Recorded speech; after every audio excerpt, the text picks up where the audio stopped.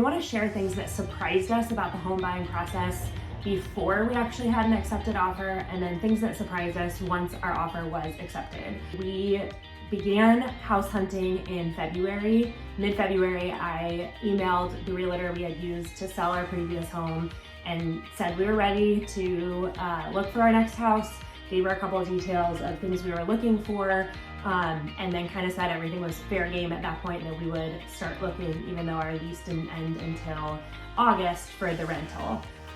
So from mid-February to end of April was when we were in the market. So there were things that definitely surprised us in that process. One of the things that really surprised us, obviously, if you are house hunting right now in spring of 2025, I think there's most places in the country is a very hot housing market. Lots of buyers and not a lot of sellers, which means a lot of competitive offers, and we were seeing that here as we were looking in our community. Lots of cash offers accepted within 24, 48 hours of a house getting listed. Just going very, very fast. A lot of also not just cash offers, but completely waiving inspections as a way to, put yourself out there or separate yourself from other offers. So we bought our first house in 2019 in the spring, and I think from the time that we told a realtor we were interested to the time we had an accepted offer was like under a month.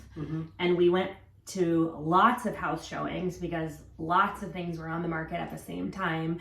And then we found a house, and I think we were maybe the only ones to even put an offer on the house, it wasn't that competitive. And when there was a list price, that was like the top, that was the ceiling. And then you tried to figure out how far below the asking price could you offer and still be reasonable enough that they would negotiate with you versus just saying no.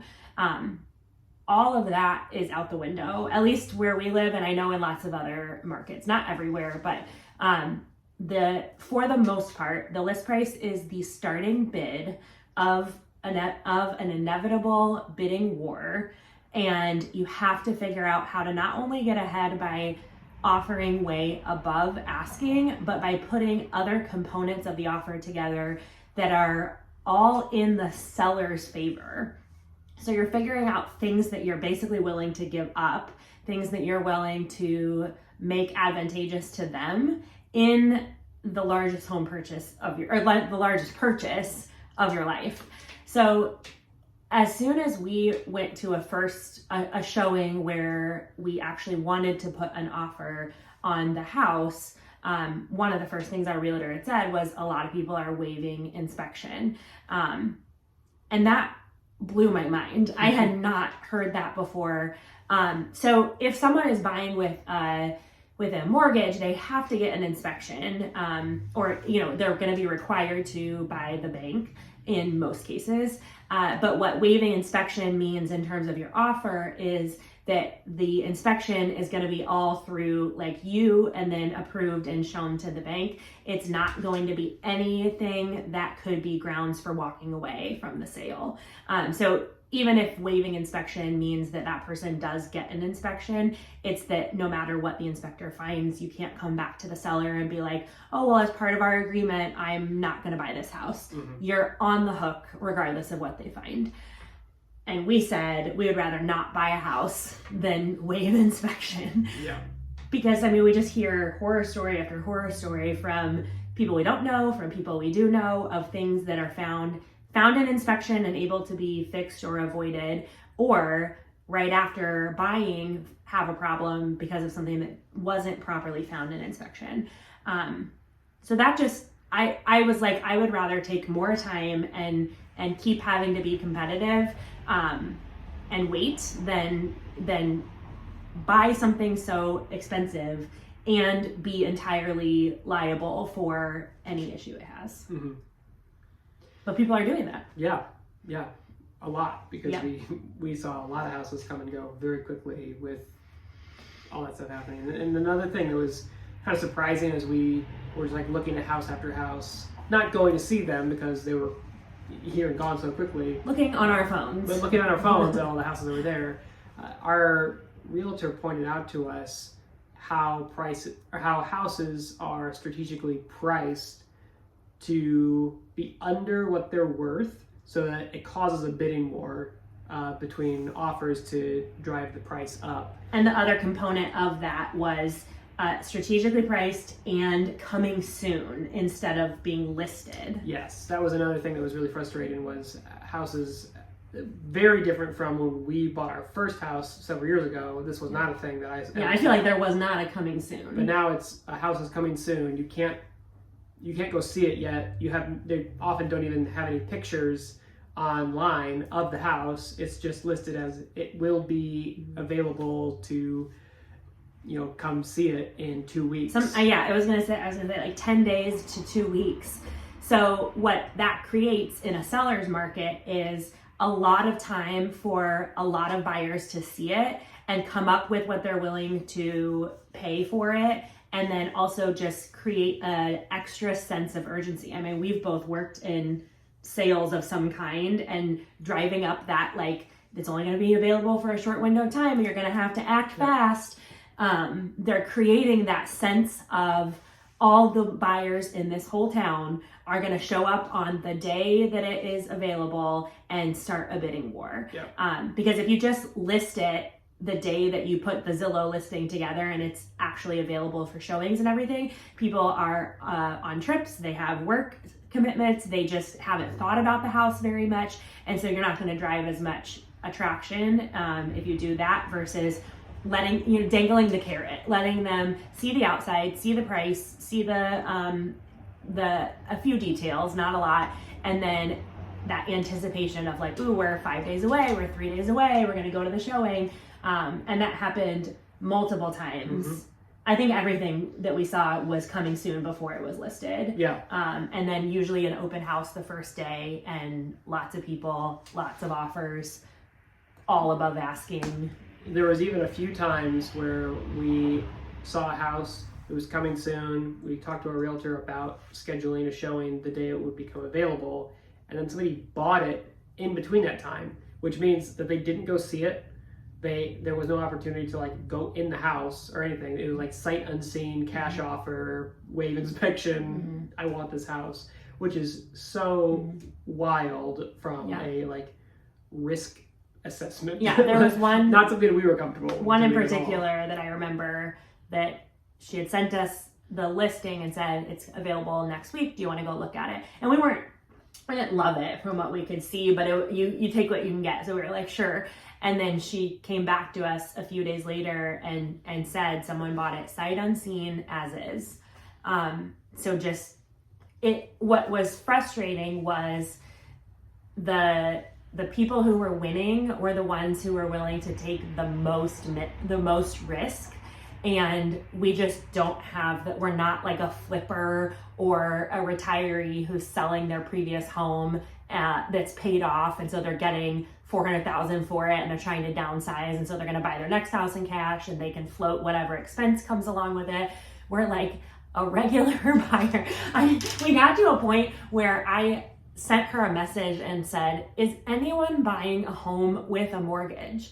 Which again is just bananas that you even have to ask that. And she said, "Yes, but I'm seeing a lot of cash offers." And so I was like, compared to when we bought a house in 2019, where it was like you had a mortgage, you had an inspection, we got a home warranty paid for by the seller with our first house, like a 14-month home warranty paid for by them. We got under list price. They had a few appliances that they weren't going to sell with the house, and we asked for them and they said yes. No, all that's gone. No. You can't do any of that. And so I was like, I feel like we're doing standard things in home buying, and it was all like, oh no, as soon as you put this in your offer, you're out. As soon as you are offering even at asking price, you're out. So it definitely surprised us the way that we had to approach our offers and what we were willing to pay and how often we were willing to walk away because someone else was being riskier. And that was something that I think we had to come to terms with, was we need to be willing to walk away and not get into the competition of the offer wars to a point that we are doing something that is not just a healthy amount of risk is natural and necessary in winning a bid and getting a house, but risk that was turning into stupidity for us, for our situation. Definitely for our situation. Yeah. There was also a lot that surprised us about what we were interested as we were looking at houses. So everything we talked about was surprising about the market itself, but then our priorities shifted a little bit as we were seeing houses and having figurative and literal doors shut in front of us. One of those was we had talked a lot about over the last few years as we kind of just were dreaming about what our next house would be, of thinking about a place that was maybe a little more rural, a little more out of town, so we could have some space, maybe a little bit of land, even if it was a smaller house. And as we saw some of those houses pop up, we went to see at least one that fit that category. But as we started looking around at houses, just for our family, we were way more drawn to the houses that were in a neighborhood, where we could walk places, we could especially ride our bikes together as a family, that were just in community and not kind of off on our own. That was something that surprised us as we looked at houses, and especially as one of the things that helped me to shift that priority was looking at the lot lines of different pieces of property. You can do that on Zillow. There's also most counties will have a GIS system where they have all their maps of tax zones and election zones, and carving up every part of your municipality by different things. It was my favorite website to go on while we were house hunting. But what I was able to do is actually see the clear lot lines of the different parcels of land. And there was one house in particular that was kind of out of town. It had a little more space, or at least it looked like it. And then when I went on the site to look at, what's the land, what's around it, this house had a next door neighbor. And it was the only two houses on the road for probably a mile on either side. But they were very close to each other. Those two houses were very close to each other. And the next door neighbor to this house that was going for sale, their lot went all the way around in a U. With farmland behind it of this house. And that was just a deal breaker for me. Yeah, It was that's so strange to be boxed in by one person. You would be surrounded that if they decided they didn't like you, they could do something on all sides of your property and it would belong to them. Yeah. So yeah, that was interesting to see some of that for sure. So I think that surprised you more than me, because I was kind of more I want to be in town. I think the main difference is in our current house and our previous house, we're in town and bikeable and walkable, but we're not in a neighborhood of houses where you're on a road that's not a main through road, or you're in a group of houses that were built at a similar time that is more prone to families and things. For example, in both of these houses, there's a grade school, not the grade school that our kids go to, but a grade school that's very close to the houses geographically or distance wise, but multiple main roads between where we live and that school. So I've always said, if our kids went there, they wouldn't be able to safely bike there alone until they were much older than what you would expect, simply because there were traffic lights that they would have to cross and things, even though we were close. So I think that's the difference, is that what we were actually looking for was more of the secluded neighborhood feel, even if you are in town and close to things, as opposed to actually in the center of town where cars are going faster and there's just more traffic. Mm-hmm. One thing that I learned through going to showings was that I was even less interested in projects and updates than I had originally thought that I was. I'm willing to do basic, paint and trim and flooring if we hire help. But I am not like, let's buy this house at a super low price and take 5 years to have our home be dusty and tarps and all of that to make it our own. For people who love that, that is great. And that's a great way to build equity, that sweat equity where you're not paying for labor, but you are the labor. So you need to have the time and the skill. And we also did that a lot in our previous home too. We finished the basement. We redid the kitchen. Did a kitchen update. And very little of that work was hiring people. Basically just like the essentials of stuff that you need a license for, or that was. We did electrician, and then we hired someone to hang a cabinet and microwave above the stove. And then we had a professional fix the cabinet doors when I couldn't get them back on. That's true. But yeah, I mean, and that was my COVID project though. I'm not in that era of like, we're at home and have nothing to do. That truly was my COVID era. Like the kids went to bed, I painted cabinets, and it was a lot of painting cabinets. And so I just kind of realized as we would walk through different houses where there would be quite a stark difference between how much updating one needed and how much the other needed. Honestly, you would spend a similar amount between the two, buying the lower cost one and then putting money into making updates compared to buying the higher price one that didn't need updates. So it wasn't necessarily about like a ton of money saving. So that surprised me more than I expected, that the newer finished basement, no updates needed, was what I was really drawn to, as opposed to you get this feel as you're walking through it where I was just like, this is a great house and someone will make this a great house. And I was just feeling like that someone was not me. So that helped. And then the final two that we looked at in the different town where we ended up buying, we looked at two in one morning. The first one was the lower price needed work, and the second one was the higher price didn't need work. And it was so black and white of what would work best for us.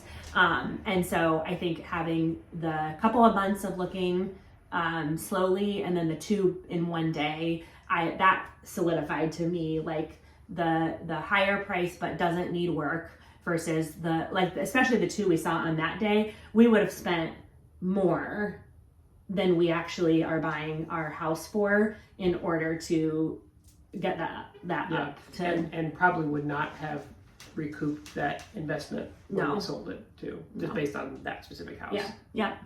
So that was something that surprised me about myself from what I thought to when we actually offered, was how